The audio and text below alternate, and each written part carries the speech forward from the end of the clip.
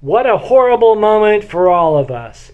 Watching in slow motion the lifeblood drain out of all the institutions of government and education, journalism, and the judicial system. No coincidence that this horrific transformation of America is taking place precisely as blood flows in Gaza and Rafah,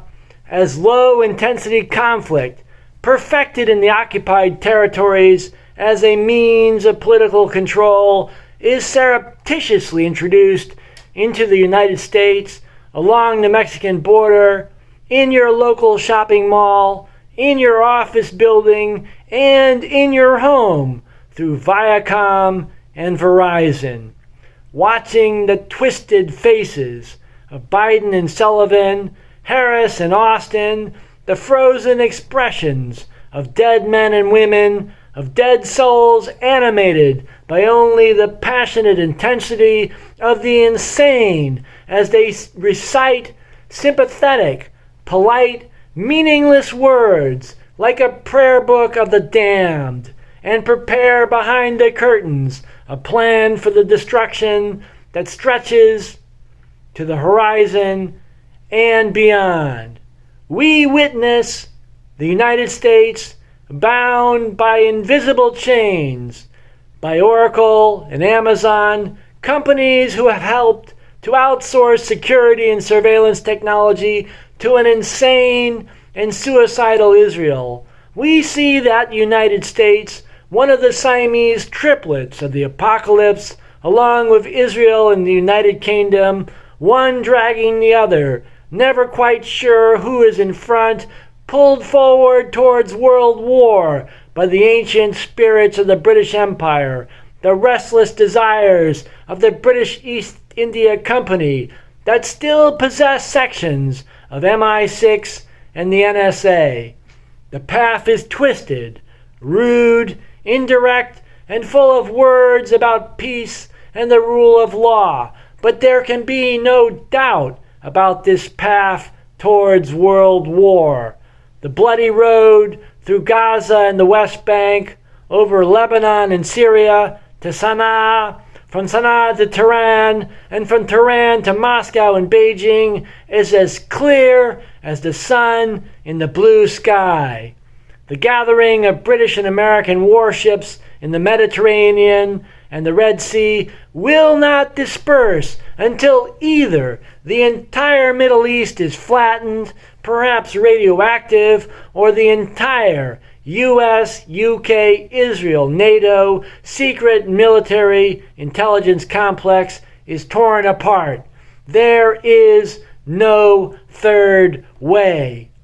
The plans for ruthless domination of the entire region, the entire world, even if it means death for all, have been explicitly expressed by Prime Minister Netanyahu, and his words represent precisely the desires of the psychopath class of multi-billionaires like Larry Ellison, who owns Netanyahu's stock. The goal of the war with Iran that underlies this push in Tel Aviv, Washington, and London, whether carried out through the media campaigns, assassinations, mysterious bombings, or other provocations, is the last tool in the shop that can prop up the decayed political systems of the United States, Great Britain, and Israel, and can ensure that a broken economic system focused on speculation, finance, growth, and consumption can be kept alive so that the members of the Biden and Netanyahu administrations and their billionaire backers can stay out of jail. Every single person in a position of authority in the United States, whether in the Congress, in the White House, in the federal government, in the universities, in the major newspapers, magazines, and news programs, or even in the alternative media, dominated by limited hangout figures like Tucker Carlson, Amy Goodman, and Joe Rogan, they have already decided that they had better things to do than to risk their comfortable lives taking a stand against world war. That position remains common sense for most of those with monetary assets and political access in America, even though it is clear that a world war will leave hundreds of millions dead and perhaps result in an extinction-level nuclear war. The subterranean iron triangle that binds together London, Washington, D.C., and Tel Aviv is growing stronger. The connections between ordinary people and their governments are withering away.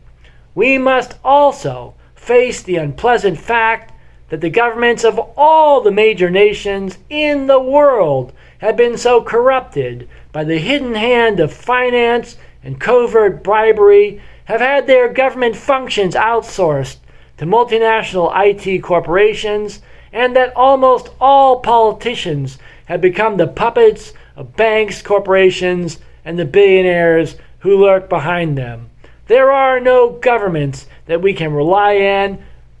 on, and we should not be deceived by those who suggest some sort of BRICS alternative. All of us citizens in Washington and London, in Paris and Moscow, in Tokyo and Beijing must together build real governments from the foundations up, by hand, by community, brick by brick by brick. Multinational corporations, private equity and investment banks, the so-called private sector, are not an alternative to government, nor are they a check on government. They are only another form of government that is even more opaque and repressive, that is global in scale, and that represents its stockholders' interests and nothing else. What do we do? A global movement for peace, a campaign explicitly against world war and war in general must be undertaken by the people, and that movement must be at least as well organized as the military and intelligence factions leading the current drive for war. And its leaders must be at least as brave as them and at least as global in their thinking. We must build new institutions that are inspired, animated with the spirit of justice, fairness, righteousness, and due process, ideas that date back to ancient times, and we must not depend on AI or social media traps. These new institutions will be fundamentally ancient in their spiritual and ethical origins, and they will take on directly the parasitic institutions that have assumed the rule of government through bribery, intimidation, outsourcing, and secret governance over the past 2 decades. The best way to create such institutions is by making a demand for criminal prosecution of those behind the drive for war, a demand that is backed by arguments which are so scientific, so rational, so persuasive, and so relevant that even those who are distracted by social media and pornography, by narcissistic images of their crudely glorified role in government or society, will be forced to recognize what is wrong, and the government will be compelled against its own collective will to actually serve the function of government as defined by the Constitution.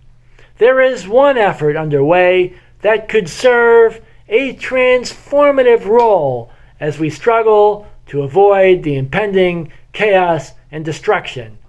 I am referring to the Merchants of Death War Crimes Tribunal. The Merchants of Death refers to the arms manufacturers who make obscene profits from the murder of civilians and the destruction of communities and nature by war. These firms lobby and bribe government officials, the media, and public intellectuals in the United States, Israel, and Great Britain in particular, and in NATO and other allied nations in general, to support the current drive for total war and to force through the complete militarization of the economy. These arms manufacturers are not the only parties responsible, but they are directly connected to all the billionaires, to all private equity firms, and to all public relations and private intelligence firms that form the heart of the beast. These merchants of death, have played the most visible role, and their illegal and immoral actions are most easily understood by the citizens of the United States. We must support the Merchants of Death War Crimes Tribunal that was launched on November 12, 2023, to bring these arms manufacturers to justice for their crimes by employing carefully documented evidence. The 4 defendants served with subpoenas by the Merchants of Death War Crimes Tribunal are RTX, formerly known as Raytheon, Boeing, Lockheed Martin, and General Atomics. This last corporation is selected because of its important role in the promotion of drones and robots as part of a shift to mechanized autonomous killing. This tribunal is listening now to the testimony of witnesses and reviewing documentary evidence, holding up a far higher standard than the corrupt federal courts are capable of. The tribunal will consider how these multinational corporations distort policy, corrupt the government, and promote war and destruction. It will address how many combatants and non-combatants have been killed, who is specifically responsible, and will then issue the appropriate sentence. Although these 4 companies are not the only weapons manufacturers, they are linked to every aspect of the war economy through insidious relationships with universities and primary education programs, with research, with private equity, with journalism and entertainment, with politicians and judges, and with officials in every branch of government. These 4 corporations are perched at the center of the spider's web of global finance, war profiteering, propaganda, and the destruction of federal and local governance through bribery and threats. I believe that the Merchants of Death War Crimes Tribunal will serve as the kernel from which will sprout a functional, ethical, and scientific system for governance in the United States that follows the Constitution and the universal values of humanity which date back to antiquity. Over the next 4 months, all the citizens of the United States will have full access to the video documentaries on the crimes of these 4 corporations that will be available at the site of the Merchants of Death War Crimes Tribunal. We will expand the authority of the Merchants of Death War Crimes Tribunal over the next year by affirming that it carries out the function of government as defined by the Constitution and the Declaration of Independence, in contrast with the institutions that claim to be the government, but that have ceased to play that role because of 1. Outsourcing of functions and responsibilities to private for-profit corporations, including Israeli-owned or influenced security and IT firms, a list that includes massive contractors like Amazon, Facebook, Google, and Oracle. 2. Massive illegal bribing of elected officials and public servants through lobbying or other means. 3. The intentional propagation of disinformation by these companies that has compromised the ability of citizens to grasp this illegal takeover of our nation and therefore has destroyed the entire democratic process. The legal and constitutional battle that has been taken up by the Merchants of Death War Crimes Tribunal will result in the establishment of a legally and ethically authorized provisional government that will oversee the restoration of deliberative democracy in the United States in accord with the Constitution, starting with these trials and leading to a democratic and transparent election that will be held in the near future. one in which the corrupt puppets of the billionaires known as political parties, such as the Democratic Party, the Republican Party, the Green Party, and the Libertarian Party, will play no role. That election and all future governance will be carried out in accordance with a contract between the citizens of the United States of America and the government, with no space left for multinational banks or corporations, even if they clothe their hideous figures in the garb of alternative media, NGOs, or political parties.